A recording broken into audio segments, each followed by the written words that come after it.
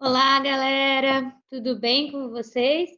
Nós estamos aqui para mais um Dialética Rápida, né? O nosso programa ele tem o objetivo de debater assuntos da atualidade, né? Assuntos que estão aí, né, sendo pensados no momento, então nós vamos refletir um pouquinho sobre eles hoje junto com a gente.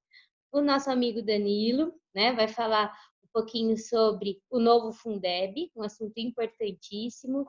O nosso professor Felipe vai falar sobre o Pazuello e a nossa amiga Tarsila vai falar aí sobre, né, essa esperança da nova vacina contra o Covid. Bom, na semana passada, no sábado, nós não entramos por um probleminha de agenda aí, mas nós já nos organizamos, estávamos com saudade de todos vocês e estamos aqui para conversar um pouquinho. Vamos lá, galera? Professor Danilo. Muito bom dia, bom dia. Hoje é bom dia, hein? Excepcionalmente, segunda-feira de manhã, 8 horas e 26 minutos, do dia 27/7. Bom dia, Tarsila, minha querida amiga. Bom dia, Bianca, minha parceira de sempre. Felipe, meu companheiro, certo? Bom dia, galera. Pessoal, hoje eu vou falar rapidinho sobre o novo Fundeb. Fala por que sobre o novo Fundeb? Porque eu queria começar essa semana num alto astral. Nós passamos por momentos muito tensos na política, na sociedade, na economia, e sempre quando a gente tiver uma notícia boa, essa notícia tem que ser proclamada, certo? E o novo Fundeb foi votado na última terça-feira, dia 21 de julho. Foi votado e como uma proposta de emenda constitucional, uma PEC. O que isso quer dizer? Que ele tinha que ter uma maioria ampla para passar, porque ele deixa agora de ser provisório para ser permanente. Mas, Danilo, antes de você falar do novo Fundeb, o que é Fundeb? O Fundeb é um fundo econômico que serve para complementar o orçamento da educação infantil, fundamental e básica de municípios e estados, que iniciou-se de forma provisória em 2007 e terminaria agora, no final de 2020. Então, se nós não tivéssemos uma articulação, este dinheiro, esse fundo bilionário que existe para tentar diminuir as desigualdades sociais nas escolas, ele ia terminar. E desde 2015 havia trâmites no Congresso, negociações no Congresso para transformar o Fundeb em algo permanente. Pois bem, agora já em maio, o governo agora, o atual governo Jair Bolsonaro, entrou nessa discussão para tentar fazer algumas alterações.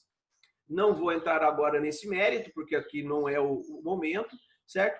Mas essas alterações iria prejudicar o Fundeb, tirando o dinheiro, parte do Fundeb, para colocar em outro segmento. Pois bem, isso não entrou. Nas negociações e no fechamento do texto de lei na Câmara no último 21, essas alterações não foram votadas e o novo Fundeb passou integralmente. Isso é uma vitória. Por quê? Porque não era isso que o novo governo queria e isso, com certeza, iria prejudicar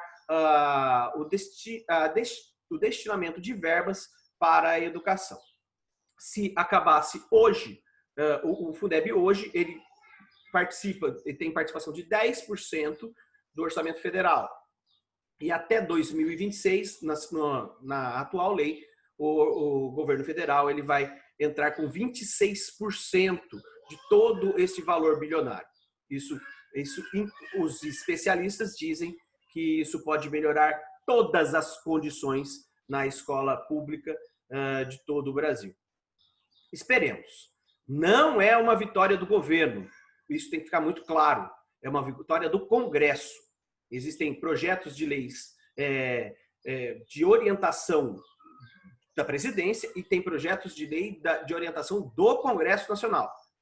O novo Fundeb é uma articulação do Congresso Nacional e nós, como educadores, vimos isso como uma vitória.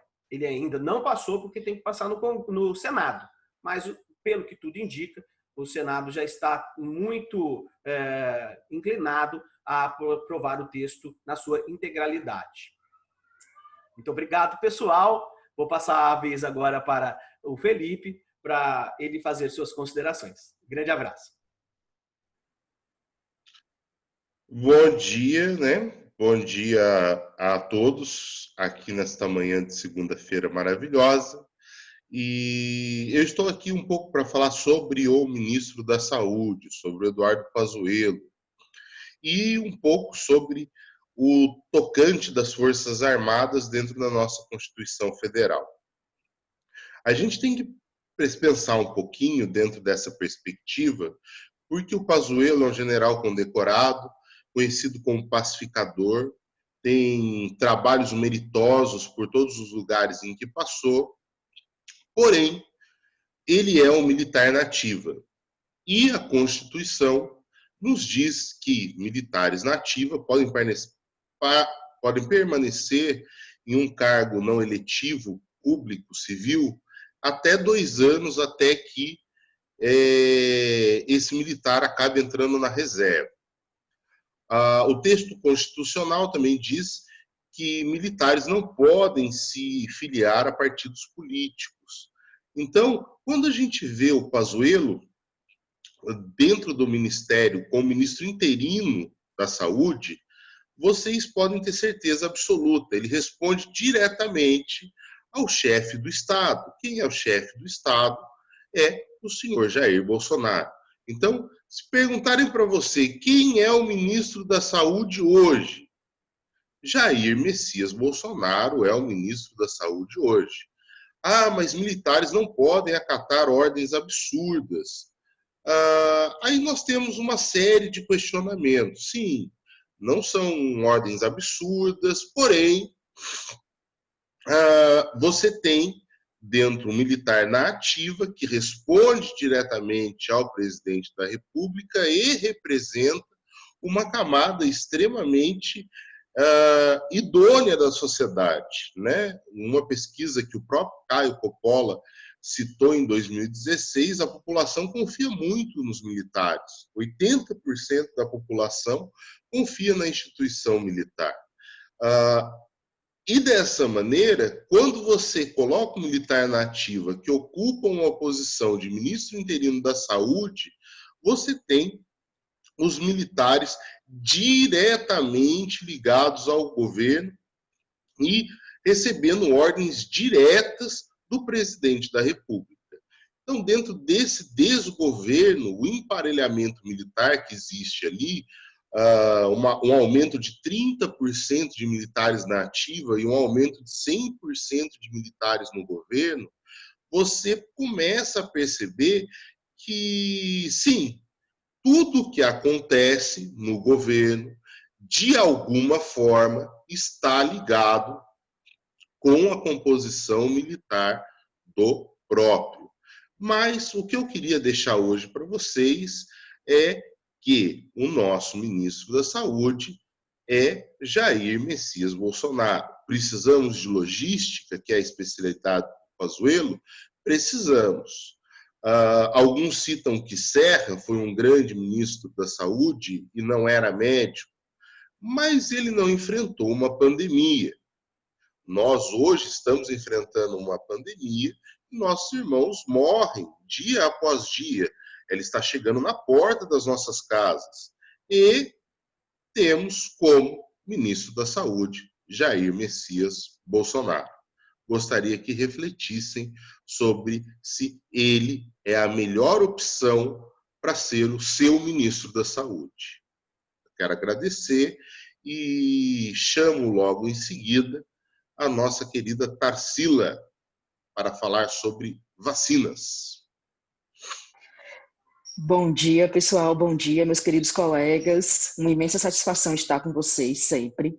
Bom, hoje a gente vai conversar um pouquinho sobre a corrida, né, sobre a vacina, a tão famigerada vacina da Covid-19, frente a esse cenário de pandemia que estamos apresentando. Fazendo um recorte rapidinho do nosso país, do Brasil, nós temos mais de 2.200.000 casos confirmados e estamos beirando aí as 90 mil mortes, ou seja, a gente tem vivido uma situação muito drástica frente a outros países que enfrentaram esta pandemia e conseguiram de forma louvável reduzir estes números tão drásticos de infectados e de óbitos pela doença. Diante disso, a gente tem a necessidade de uma resposta, não somente nós, enquanto sociedade civil, mas a própria ciência, a medicina, as ciências médicas buscam uma resposta sobre esse novo vírus que vem, né, atacando a comunidade, o planeta como um todo. E diversas vacinas surgiram para combater o Covid. Hoje em dia, nós temos registradas aí por volta de 120 vacinas que buscam ativamente a imunização para este vírus, e 4 delas se destacam, que já estão chegando na fase 3, ou seja, quando a gente pensa de forma científica e burocrática na produção e comercialização de vacinas e estudos, desenvolvimentos, a gente tem uma série de etapas a serem cumpridas. Quando a gente chega na fase 3, implica dizerem que esta vacina, após sucessivos testes em laboratórios, mostram-se aptas para começarem a ser testadas em humanos. E aí a gente tem grandes laboratórios como a Pfizer, BioNTech e estudos da própria Universidade de Oxford, que é um dos estudos que o Brasil tem parceria, investido. E agora há pouco eu vi que um laboratório chamado Moderna também tem desenvolvido bastante estudos, muitas vacinas, né, com bons resultados para a Covid. Então, a gente tem aí, dentre as 24 vacinas, 24 estudos que têm mostrado bons resultados, a gente tem esses 4 como um suspiro de alívio de que muito provavelmente estaremos perto de uma imunização. Porém, o que acontece é que, diante de todos esses processos burocráticos e científicos que são necessários para que a gente desenvolva uma vacina, para que ela chegue à população em larga escala, isso depende de tempo, de investimento, de muito estudo. E como a gente tem todas essas etapas a serem cumpridas, a OMS hoje garante que em 2020, infelizmente, ainda não teremos uma vacina. Ela é esperada para a população a partir do segundo semestre de 2021. Ou seja, mesmo que nós tenhamos resultados muito satisfatórios em relação a essas vacinas que já estão na fase 3, né, já estão chegando à fase de testes em humanos, ainda para esse ano não será possível que chegue à população como um todo, a população mundial como um todo.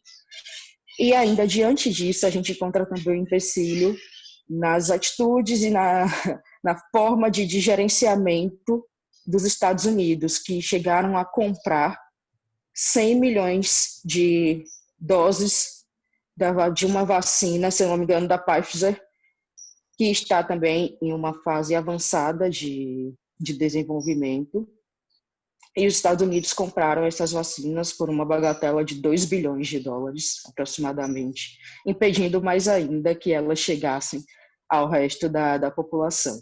Então, pessoal, o recado que eu tinha para trazer é esse, né? Um recado bom, mas um recado ruim, no sentido de que, de fato, os cientistas estão trabalhando incansavelmente na busca por uma imunização, tem surtido efeitos em diversos estudos que estão sendo monitorados, estão sendo realizados e gerenciados.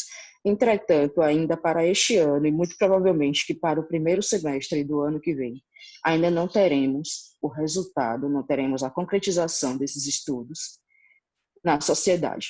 Então, o que nos cabe é seguir as recomendações sanitárias das autoridades competentes, evitar sair de casa, seguir todos esses movimentos que nós já estamos habituados a fazer nos últimos 5 meses, até que tenhamos, de fato, uma imunização, uma vacina para enfrentar essa pandemia, tá bom? Era isso que eu tinha que trazer para vocês e eu vou chamar a Bianca para encerrar a nossa conversinha de hoje.